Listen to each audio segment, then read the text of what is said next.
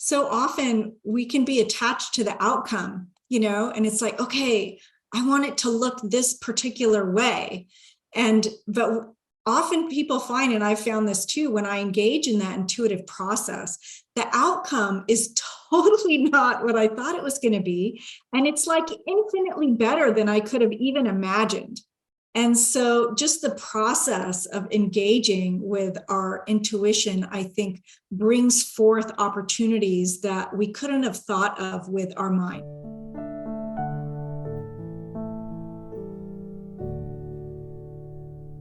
Hello and welcome to Waking Up with Brooke Sprowl. My guest today is Helane Wahbeh. She is the Director of Research for the Institute of Noetic Sciences. Helane, welcome. Thank you so much, Brooke. It's a pleasure to be here with you today. I am really looking forward to diving in. Just before we get started, just introduce our listeners to what noetic means. I think some of them probably are well-versed and others may have never heard that term. So could you explain that word to people and what your institute does? Yeah, so noetic actually originates from the Greek that means gnosis or inner knowing. So it's really about our inner wisdom, our inner knowing, and this kind of felt sense of understanding something. And the Institute of Noetic Sciences has a really cool origination story. It was founded by Edgar Mitchell, who was an Apollo 14 astronaut and the sixth person to walk on the moon. He was an engineer by training, an astronaut, very linear thinking type person. And he went to the moon. He was standing on the moon. He did his whole job. And then he was in the space capsule coming home. And the space capsule was spinning, and he would see the earth and the sun and the stars. And he just kept rotating. And he moved into this incredibly transcendent oneness experience where he felt like he was part of everything and everything was part of him. Now, this was completely foreign to him. He'd never experienced anything like that before in his life. And so when he came back to Earth, he made it his mission to try to discover what this interconnectedness was and how we could study it and encourage people to feel it too. So in 1973, he founded the Institute of Noetic Sciences, which has been fulfilling that mission of studying and educating about interconnectedness for 50 years now. We're celebrating our 50th year anniversary, which is really, really exciting. And currently, our focus is on this beautiful blend of direct experience. So teaching people to have noetic experiences, to know what they feel like on some level. And then the science, which I'm the head of the science department, doing rigorous research on this interconnectedness and various aspects of it. That is incredible. I did not know that story. Wow. How amazing. So tell me, what are some of the practices and what are the kind of channels that you use to teach people how to access these states of consciousness? So our experience department works in various ways to bring noetics into daily life. And we have basic courses that are very much inquiry driven, empowering each person as their own explorer and their own journey to experience what the noetic means to them. So we have a course they just created called the Noetics 101. We have the Possibility Accelerator. We have a new course that will come up soon called the Noetic Signature. And then another thing that we do is partner with already existing workshop deliverers to bring forth programming. For example, we've partnered with Robert Wagner to do lucid dreaming workshops, just as an example. So those are some of the things that our experience department works on. And then, we also have webinars on Fridays that are no cost, that anyone can attend to learn about this information. And those often highlight our science and the various studies that we're doing looking into these modalities. Amazing. And what are some of the most compelling findings that you're discovering in your research? There have been some studies, not a lot, but some studies that pit one type of meditation against another. And in general, I think it's an individual preference on some level, that there is benefit to be received from any type of meditation, but that which one you kind of individually resonate with may support you to nurture that practice more consistently. We also know that different types of meditation affect our bodies in different ways. So, concentrative meditation versus open focus awareness affects the brain differently. And so there's some really nice reviews of what's called functional magnetic resonance imaging, fMRI studies, looking at how the brain is affected during different meditation types. Weight lifting your brain and your mind, you're working out a specific muscle, and based on the goals you want to achieve or the outcomes you're expecting, you could choose different types. And the other thing that I share with people is it may not be consistent throughout your life. Let's say you're really into a specific type of meditation right now. In 6 months, you'd be like, okay, I want to do something different. And that might be just your own intuition guiding you for what you're needing in that moment for your own growth. Yes, absolutely. And a collaborator of mine, John Vervaeke, talks about having an ecology of practices. So, and that to me is like, it's almost like diversification, right? Like having a very diversified portfolio of practices where you can actually be nimble with your practice, and you can begin to develop the awareness of when to use what practices, right? Like in some moments you might need to do some somatic work. In some moments you might want to be in nature. Like there's different practices that can suit you at different times in your life, or even in different moments in time during the same time of your life. And so I think it's really wonderful to understand what the effects of each type of practice is, so that you can optimize them to what you're needing in any given moment in time. Absolutely. And that really helps us cultivate our flexibility and resilience. If we have this whole tool bag of, practices that we can tap into, then I personally feel more resourced knowing that in times of stress, or, if I'm facing difficult decisions, then I can choose what seems most effective and most supportive in that moment. And that really beautifully dovetails with my channeling and intuition work, because I empower people to tune in. Well, what is my best practice right now for me in this moment? Knowing that I have this large tool bag of modalities that I could use, which one is going to support me the most right now? And people who begin along this road find that it's like an adventure, because you never know what is going to show up for you, and what your ego mind might tell you is what you should be doing right now is actually not what you intuitively come to. Right. Absolutely. That's so important in our culture. In Western culture, we emphasize the mind, the left brain kind of rational consciousness. But actually, the research shows that in neuroscience, that the left brain is really meant to be subservient to the right brain, to the intuitive, to the aspect of our consciousness that's much more spacious and open, and some might call it spiritual.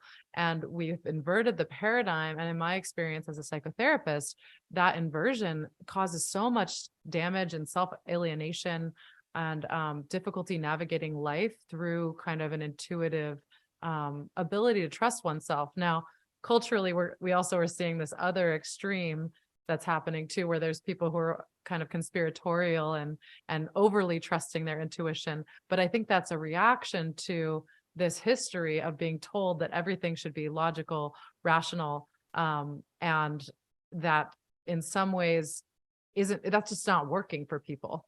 It's not supposed to work. And it sets up a sort of adversarial relationship with ourselves when we are trying to operate from a place of logic, when logic is more supposed to be a checks and balance, right? It's supposed to be like, okay, I'm having this intuition, but let me make sure that makes sense. Let me look at this. Let me step outside of it. So it's meant to be an ancillary tool rather than kind of in the driver's seat. And so it sounds like part of your work is really getting people back into that inner knowing, bodily intuition kind of capacity to navigate their lives. And, not that we don't, of course the ego has its place, but that it's no longer the voice that we're listening to primarily. Does that sound right? Did I get that right?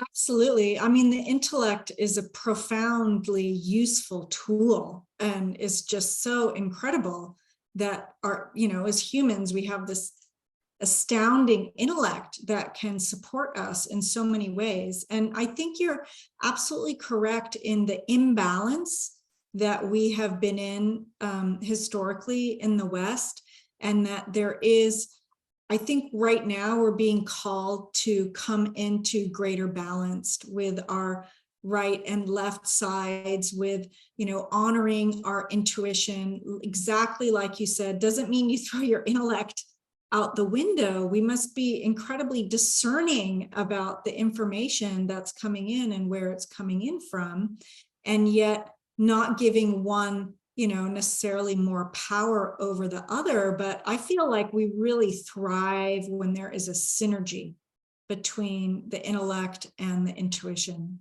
Absolutely, that yin and yang, that optimal dynamic balance and tension and conversation between those two parts. It's wonderful to hear you say that, because I think most people kind of either glorify one or the other in a way that feels unhealthy. And it's wonderful to hear you say, yes, that, inner knowing is profound and necessary, but also this intellect is beautiful and has its own purpose at the table. And so, the more we integrate all of our parts, the more, profound our experience as humans are, the more effectively we can navigate our lives. So say more about channeling. What is channeling for those of us who may not be familiar with it? Yes, so I define channeling in kind of a unique way. I use this broad umbrella term, which you could also equate essentially with intuition or extended human capacities. But it's this process of accessing information and energy from beyond our conventional notions of time and space. And they can appear receptive or expressive. Now, that's a big mouthful. I'll just kind of tease that apart a little bit. Most people have experienced some type of channeling phenomenon, and the way that it shows up is quite diverse, and it exists on a spectrum. So on one side, you have intuitive gut hunches that just about everybody could say they've had some intuition. I just knew it, or I just felt it, or I just had this gut hunch to turn right instead of left. Most people can say that they've experienced that, and I would call that channeling. Then on the other side of the spectrum, you have things like mediumship or trance channeling, which are more rare. And mediumship is the belief that you can communicate with supposed deceased humans. And trance channeling, the channeler believes that they act as a vehicle for a supposed non-physical being to speak through them.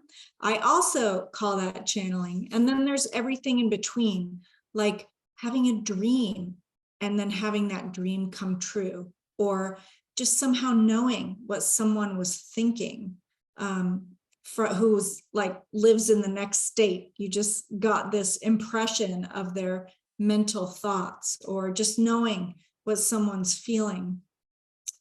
There's such a wide variety of this knowingness beyond our five senses. And there have been numerous names ascribed to this human experience. And in this situation, I call it channeling. And we've done a number of different studies looking at the various nuances of it, how common it is, how it works, is the content useful? And we have a whole program at IONS that delves into that. Yeah, I think it's so tricky. So many of these terms have a lot of baggage attached to them, right? Psychic or channel, like there are these connotations of basically con artists claiming to know things and manipulating people out of money. How do you deal with that? How do you kind of, um, I guess, get people to trust that what you're offering is sincere and that you don't fall into one of those categories of some of those kind of associations that some people have. Yeah, the taboos are really intense. And, one of the first things I noticed when I started working at IONS was the number of terms that people had for these experiences. And even the terms themselves, like if you said psychic to someone and said, hey, what does that mean? You ask that 10 people that, you might end up with 10 different definitions. Or medium, what's a medium? You might end up with so many different definitions. There's a lot of confusion around what I think is an innate human capacity of being able to tap into this inner wisdom. And the taboos, unfortunately, block us from having transparent conversations about experiences that most of us are having. And those taboos exist. I have deep compassion for the taboos, because a lot of it, I think, is fear. Because if you think about what it means to us as humans to be able to read other people's minds or pick up on others' emotions, there is a fear around that, because maybe we don't trust our neighbor to know what we're thinking, etc.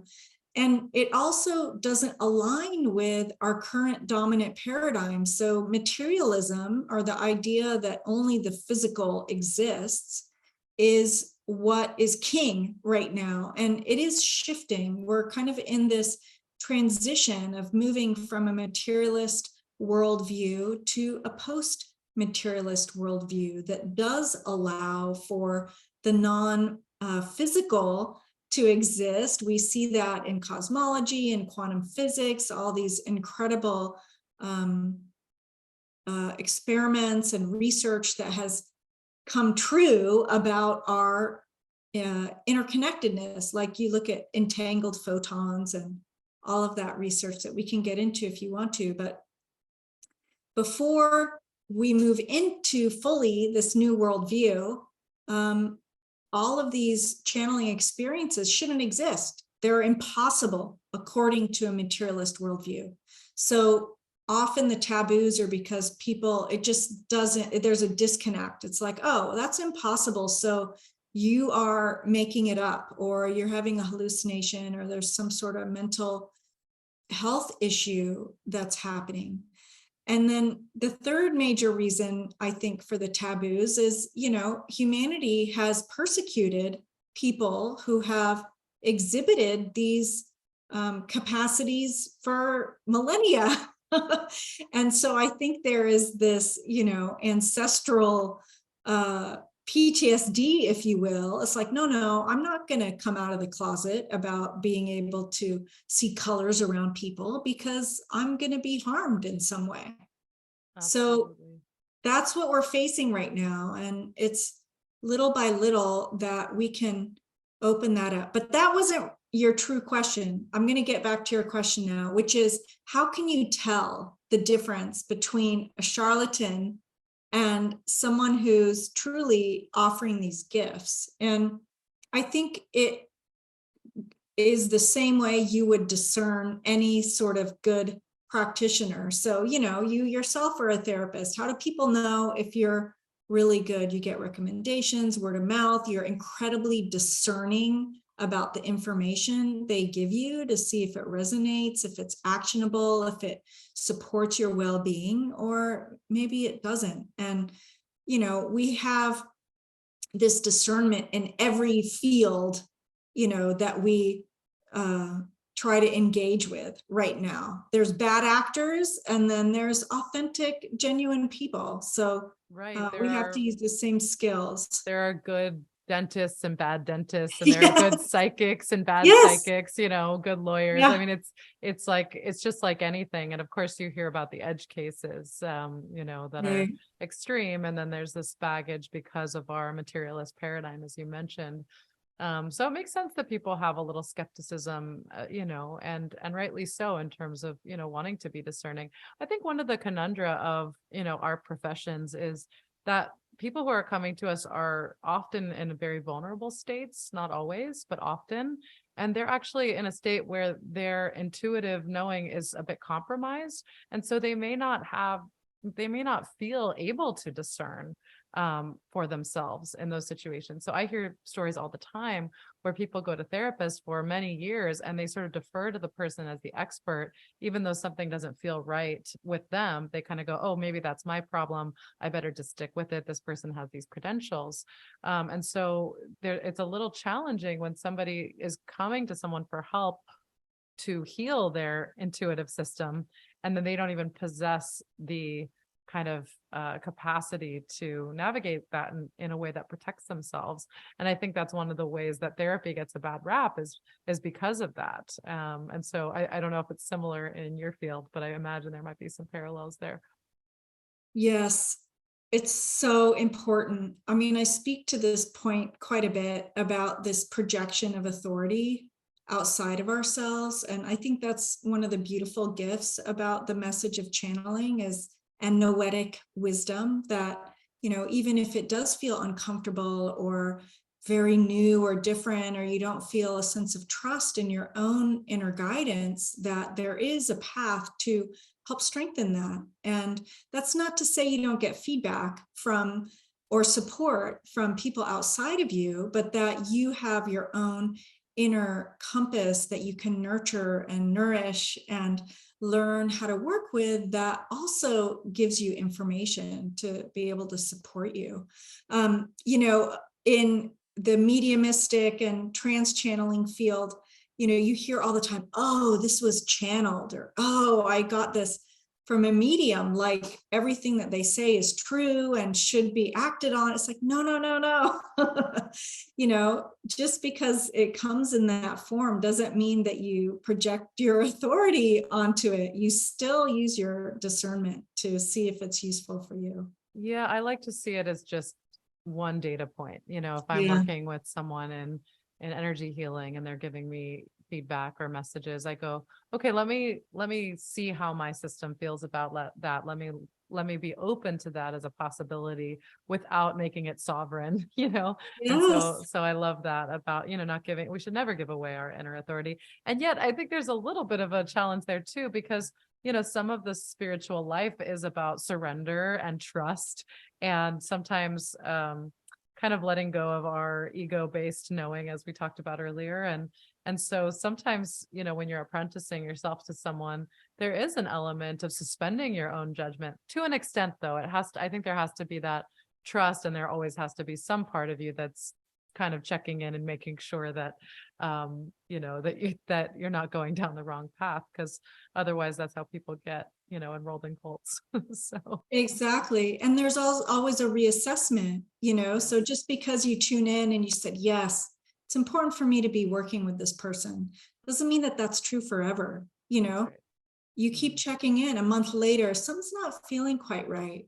And it's like, okay, it's time for me to move on. I got what I needed for that month, and now it's time for me to shift.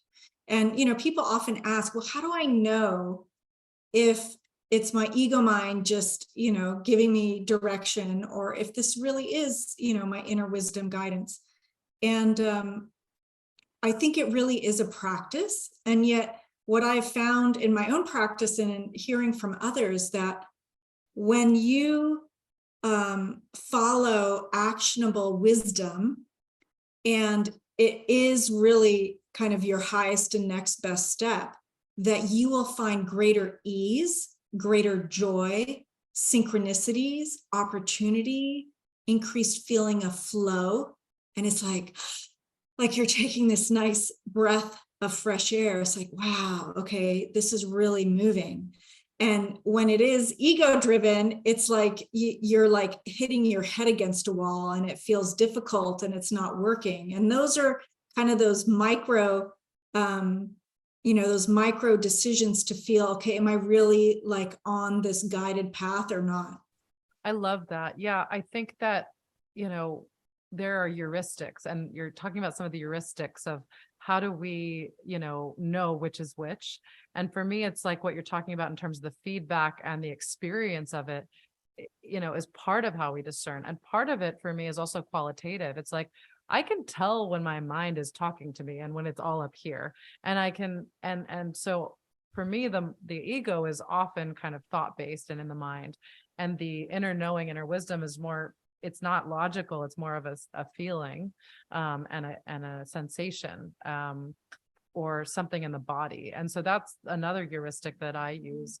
And then kind of to add to what you were saying in terms of that kind of feedback piece of, what happens as a result of you operating from each space. I kind of think of it that, yeah, let's see, I always say, when you make decisions out of the ego or out of anxiety or fear, you kind of fail even if you succeed, because your experience, even if you get the outcome you want, you're not actually at peace, you're not actually happy, you're not actually following your kind of true destiny and what your soul really needs. Whereas when you follow your gut, when you follow your intuition and what your soul is calling from you, you succeed even when you fail. Even if the outcome that you want doesn't happen, you find that you have a sense of peace and flow and ease. And so that feels in some ways like the essence of spirituality, is that surrender to this inner knowing that isn't logical, kind of yields this fruit that is easeful and joyful and beautiful, even in the face of circumstances not lining up the way we think. And so I think that is a really, those are some really helpful ways to frame this discernment process that we're talking about, this navigational, process, and how we use various aspects of ourselves to make decisions and to engage with our lives in ways that are the most meaningful and joyful and easeful. That's such a beautiful point and such an important point, because so often we can be attached to the outcome, and it's like, okay, I want it to look this particular way. But often people find, and I found this too, when I engage in that intuitive process, the outcome is totally not what I thought it was going to be. And it's like infinitely better than I could have even imagined. And so just the process of engaging with our intuition, I think, brings forth opportunities that we couldn't have thought of with our mind because we didn't even know they existed. And it's like, oh, okay. I mean, just me sitting here where I'm sitting doing the work. If you'd asked me, 15 years ago, what are you going to be doing for your career? Where are you going to be living? Never in my wildest imagination would I've said I would be studying channeling, living in Washington State on this beautiful property. Like never, I never would have come up with that. So it's a really magical process, I think. Absolutely. Yeah. And so much of the spiritual life is that surrendering the ego, surrendering control, understanding that our plans are not necessarily what we think is best for our lives is not necessarily best. David White says, what you can plan is too small for you to live. Yes, I love that. And I actually wrote a poem that said, offer your heart to the unknown. It is gestating within you a life larger than you can dream. Yes. So that apprenticeship to the unknown, to the mystery, to the uncertainty, to the to our own powerlessness in a way. The paradox is that the more we surrender and kind of assume a disposition of, powerless doesn't quite feel right, but a disposition of faith and surrender, there's this power that emerges, this experience of being more empowered. That's quite paradoxical, right? It's like we don't experience empowerment by trying to grab control. We Yeah. experience empowerment and freedom through surrendering control. And so, yeah, I just love this conversation. I love just kind of trying to trying to remind ourselves which tools to use and what is actually most effective when we're dealing with Absolutely. these parts of our lives.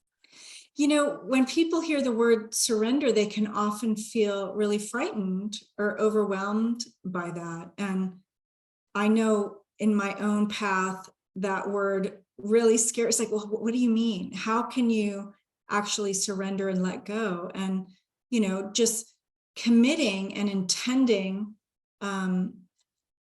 to be on that path of, and like you said, when you surrender, it's not a powerlessness. It is a felt sense of just trust. I'm going to let go of the outcome of what it looks like, but I'm setting clear intentions of how I want to be and how I want to lead and guide my life, and letting go of the results. And I've just been shown over and over and over again, so many instances, that letting go of the outcome brings me what I need and more. And so now the idea of surrender doesn't scare me anymore, because I'm absolutely trusting that what will show up will show up. And it's often not when my ego mind thinks it should, it's always like right exactly when I need it, which is not 6 months ahead of time. It's like right exactly when you need it.